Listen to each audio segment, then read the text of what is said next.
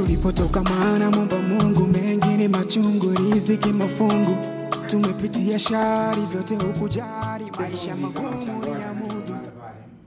Yeye bless yake ni kwamba sisi tumekaribishwa, tumekuwa na familia, tumeweza kurekodi ngoma. Sasa zile ngoma tukishazirekodi, hilo ni jukumu letu sisi kuzipambania, kwa sababu yeye ana rekodi leo, ila yeye anakaribisha vipaji na support, kwa sababu sio rahisi kwa wewe unayeanza, kwa hata wasanii tu ambao wapo chini wanajua, yani ukapata nafasi ukarekodi labda na Troni au Stukizi au nani sio rahisi ni hivyo kama unavyofikiria.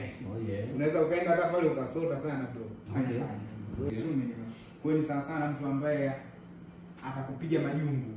Mimi hata huyu ana matarumbeta hapo kunipiga majungu bro, mimi nitakusikiliza ukimaliza unaenda nitaendelea na upcoming tunakutana na vitu vingi sana, especially kwenye kutaka kufanya kazi na wasanii wengine.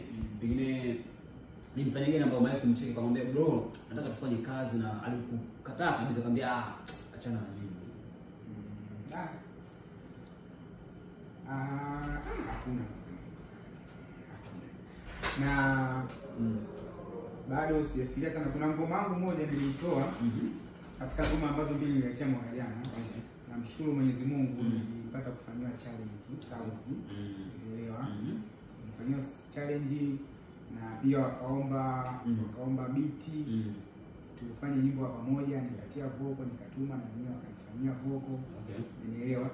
Ndio kazi ambayo nilishirikiana, sio umenielewa? Na bado sijawaza kwenye kumface kwa sababu nipo pale.